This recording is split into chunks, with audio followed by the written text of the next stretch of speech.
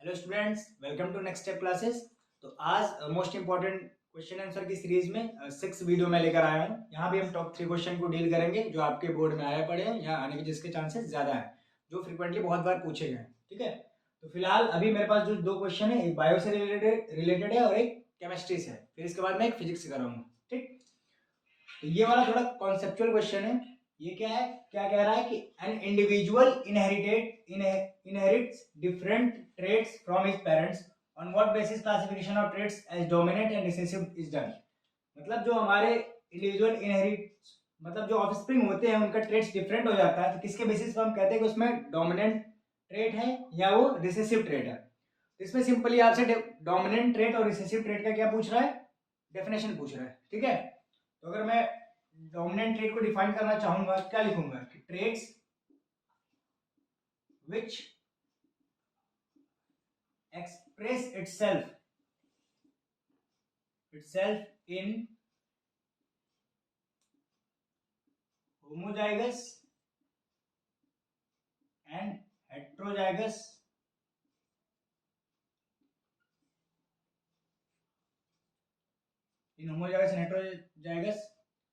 condition is called, मतलब वो कैसे ट्रेड हो जाएंगे, डोमिनेंट ट्रेड हो जाएंगे, डोमिनेंट ट्रेड्स हो जाएंगे। ठीक, और जो केवल होमोजाइगस कंडीशन में अपने आप को एक्सप्रेस कर पाए वो हमारे क्या हो जाएंगे, रिसेसिव ट्रेड्स हो जाएंगे। तो traits which express itself in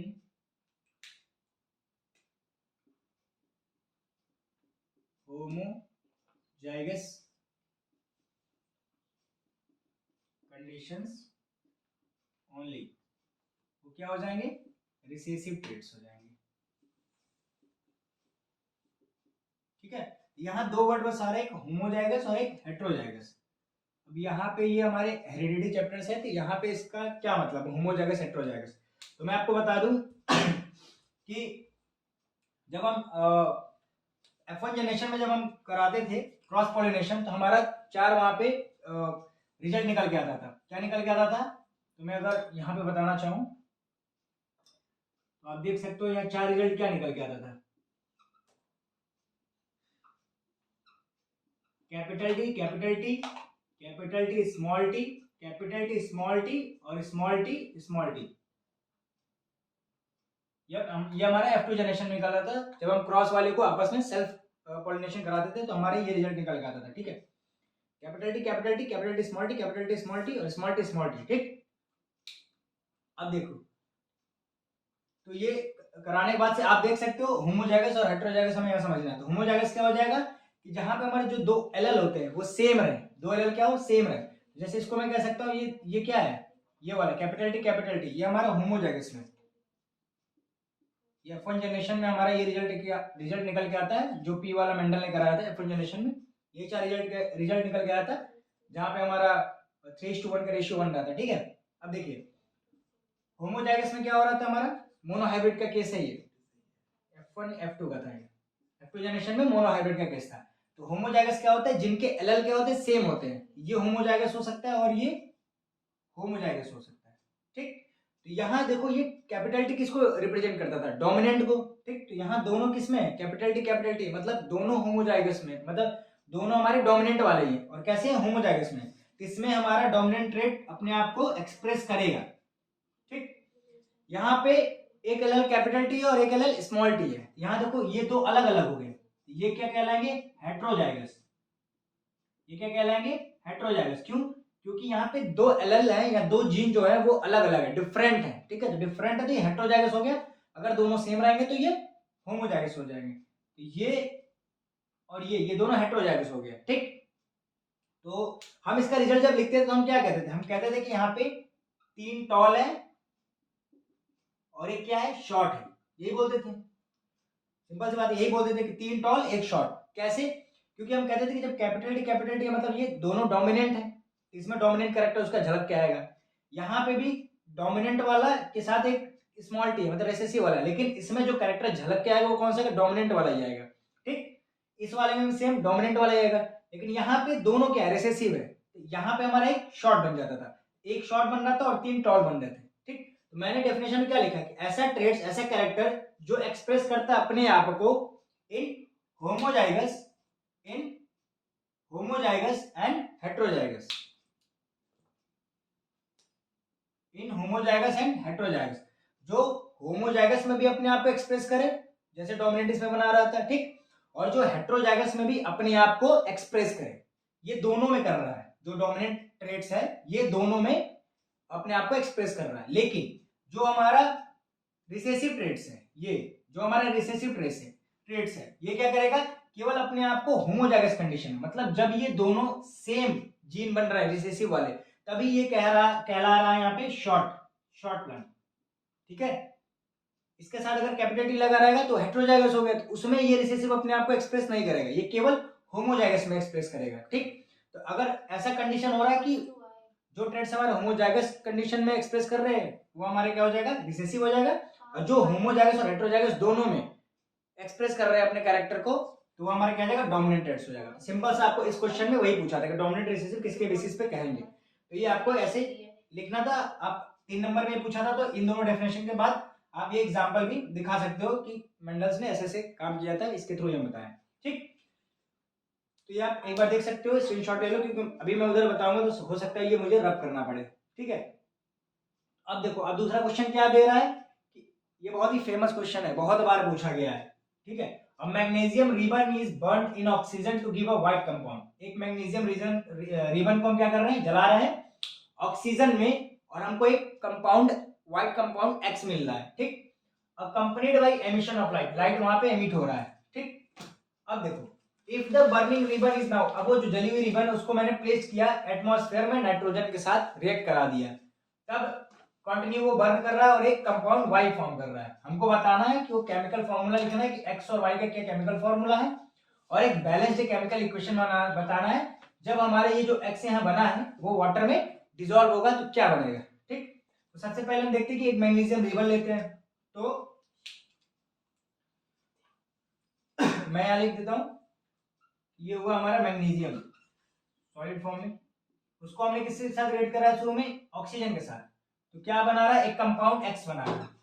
वो कंपाउंड क्या, अब मैग्नीशियम मेटल ऑक्सीजन के साथ करेंगे तो मेटल ऑक्साइड बनाता है, सिंपल सी बात है। क्या बनाएगा, 2MgO, ये मैं बैलेंसिंग के साथ लिख रहा हूँ। ठीक, मतलब मैग्नीशियम ऑक्सीजन फिर MgO लिखता, बैलेंस करता तो यही बनता। ठीक है, अब देखिए इसका नाम क्या हो गया, मैग्नीशियम ऑक्साइड, मैग्नीशियम ऑक्साइड, यही कंपाउंड क्या है, एक्स है, जिसका क्या कलर है, व्हाइट कंपाउंड, इसी को बोला जा रहा है। ठीक है, इसको क्या बोला जा रहा है, व्हाइट कंपाउंड। यहां तक कोई दिक्कत नहीं, इसको आप वर्ड में भी लिखेंगे, रिएक्शन तो दिखाएंगे, ऐसे लिखेंगे when magnesium react with oxygen then it form magnesium oxide which is compound X, ये आप वर्ड में भी लिखेंगे, फिर ये रिएक्शन आप दिखाएंगे। यहां तक काम हमारा हो गया, ये केमिकल फॉर्मूला हमने एक्स का लिख लिया। अब वाई के लिए क्या करना पड़ेगा, कह रहा है जो हमारा मैग्नीशियम है, ये इसी मैग्नीशियम को हम क्या कर रहे हैं, एटमॉस्फेयर में जो नाइट्रोजन उसके साथ रिएक्ट करा देना है, तब हमारा कंपाउंड वाई बन रहा है, तो उसको देख लेते हैं। ये हो जाएगा हमारा 3Mg प्लस नाइट्रोजन का N2, गैस के साथ कराएंगे तो क्या बनाएगा, Mg3N2। तो ये क्या है, इसका नाम होता है मैग्नीशियम नाइट्राइड। क्या नाम होता है, मैं लिख देता हूं, मैग्नीशियम नाइट्राइड, ड है वो। ठीक है, मैग्नीशियम नाइट्राइड Mg3N2, ये कब बना, ये पहले प्रोसेस में बना, ये दूसरे में, और यही हमारा क्या है, ये हमारा एक्स था, और ये कंपाउंड हमारा क्या है, वाई है। तो एक्स और वाई का हमने केमिकल फॉर्मूला लिख लिया, Mg3N2। बच्चे क्या कहते हैं, डायरेक्ट लिख देते हैं MgO है और Mg3N2 है। ये 3 नंबर के क्वेश्चन में आपको 1 नंबर 1.5 नंबर मिल जाएगा बस। ठीक है, तो नंबर जितने का है उसके हिसाब से आपको एक्सप्लेन भी करना पड़ेगा। तो आप क्या करोगे, पहले इसको वर्ड में लिखोगे कि when magnesium is react with oxygen then it form magnesium oxide, फिर आप रिएक्शन लिखना इस तरीके से, फिर लिखना है when magnesium is react with nitrogen then is form magnesium nitride. ठीक, फिर उसके बाद से ये रिएक्शन लिखना है। अब आपने क्या किया, केमिकल फॉर्मूला लिख लिया एक्स एंड वाई का। अब क्या आ रहा है कि right balanced chemical equation when x is dissolve in water, ये बहुत आसान है। कह रहा है जो x है उसको मैं जब वाटर में डिसॉल्व कर दूं, वाटर में डिसॉल्व कर दूं, मतलब मैं कह रहा हूं कि 2MgO को मैंने H2O में डिसॉल्व कर लिया, क्या बनता है MgOH होल ट्वाइस। ठीक है, होपफुली आपको दिख रहा होगा, चेक कर लेता हूं। ठीक है, ये आपको दिख रहा है। तो क्या हो रहा है 2MgO को मैंने रिएक्ट करा H2O से, क्या बना हमारा MgOH होल ट्वाइस, तो ये मैग्नीशियम हाइड्रोक्साइड हमारा यहाँ पे फॉर्म हो जाता है। ठीक है, और हीट हमारी निकल जाती है। मैग्नीशियम, इसको क्या पढ़ेंगे hydroxide,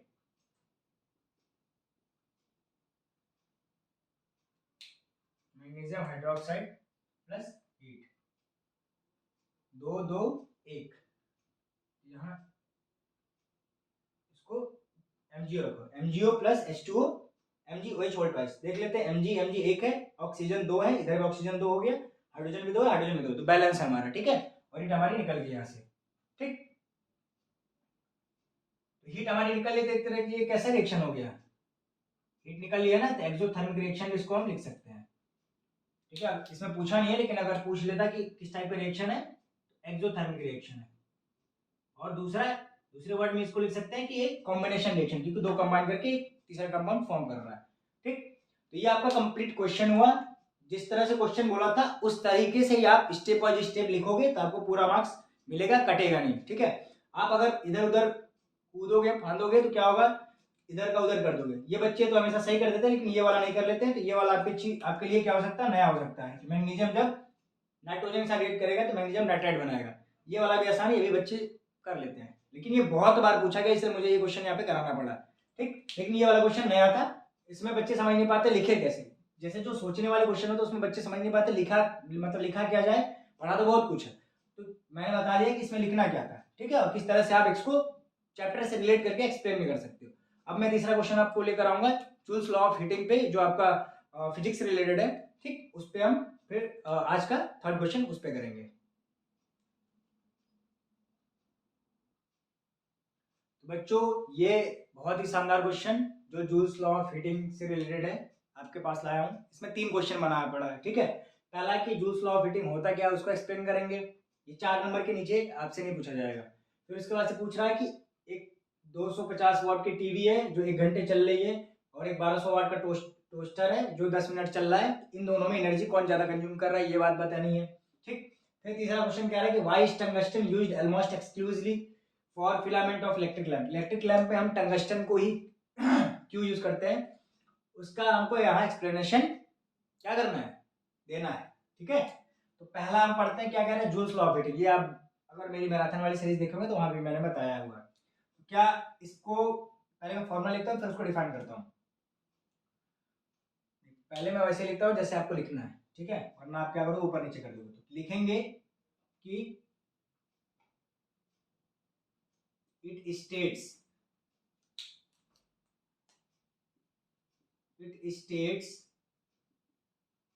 that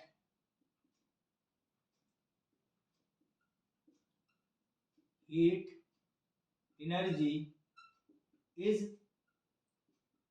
directly proportional to square of current, resistance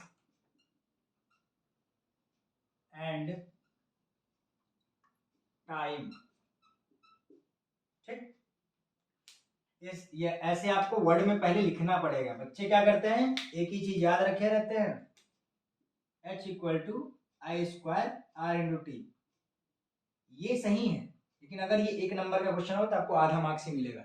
आपको ऐसे डिफाइन करना पड़ेगा, जैसे ओम्स लॉ पूछा है तो ओम्स लॉ को डिफाइन करो, फिर लिखो V equal to I R R I जो भी लिख रहे हो। ठीक, लेकिन पहले आपको ऐसे डिफाइन करना पड़ेगा। It states that heat energy, इसी को वर्ड में लिखना है यार, कौन सी दिक्कत है, directly proportional to the square of current, यहां दिख रहा है, रेजिस्टेंस एंड टाइम, खत्म। ठीक है, ठीक, अब ये हो गया हमारा जूल्स लॉ ऑफ हीटिंग। अब आते हैं हमारा सेकंड क्वेश्चन। सेकंड क्वेश्चन क्या कह रहा है भाई, न्यूमेरिकल है, कह रहा कौन ज्यादा एनर्जी वो क्या करते हैं, कौन ज्यादा एनर्जी यूज करेगा। ठीक है, सेकंड में देखो टीवी का क्या दिया है पावर, मतलब मैं टीवी के पावर को P1 मान रहा हूं, दिया है 250 वॉट। कितना टाइम चल रहा है T1 मान लो अगर उसको, तो 1 आवर चल रहा है। ठीक, अगर मैं इधर लिखूं इसका, ये टीवी का है, ये किसका है, टीवी वाला है। इधर मैं लिखूं टोस्टर वाला, टोस्टर का मैं P2 से डिनोट कर रहा हूं, कितना चल रहा है 1200 वाट का है। देख लो इसका पावर क्या है, ज्यादा है, लेकिन चला कितना है ये देखो तुम, T2 इक्वल टू 10 मिनट्स। बच्चे क्या गलती करते हैं, इसमें पावर ज्यादा है तो चला भी ये ज्यादा होगा, तो एनर्जी इसकी ज्यादा होगी, जो गलत है।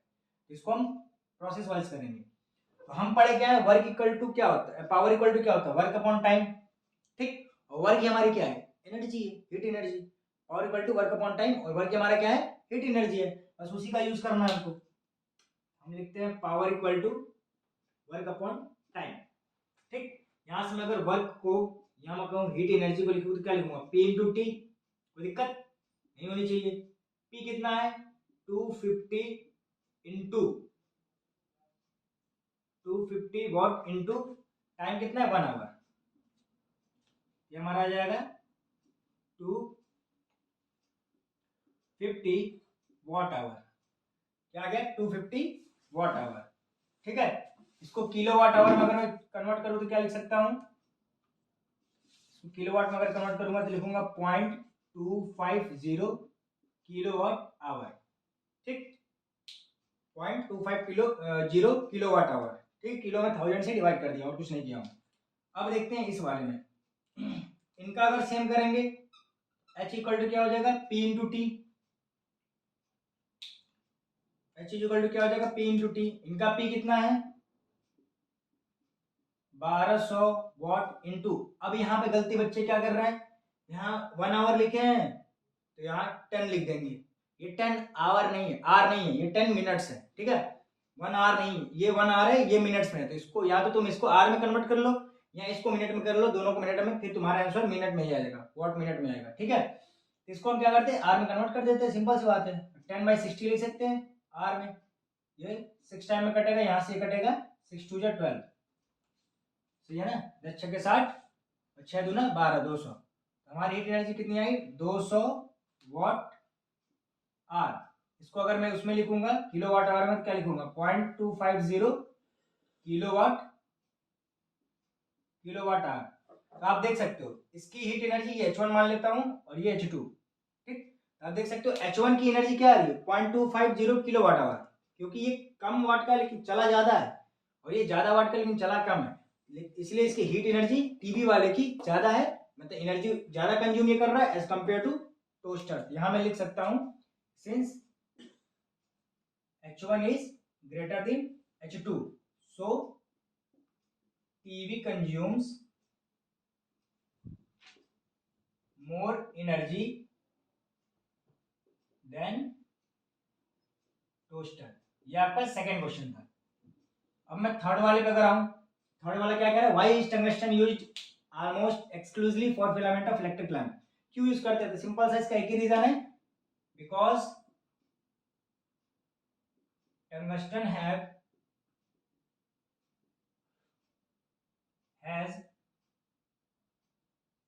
high melting point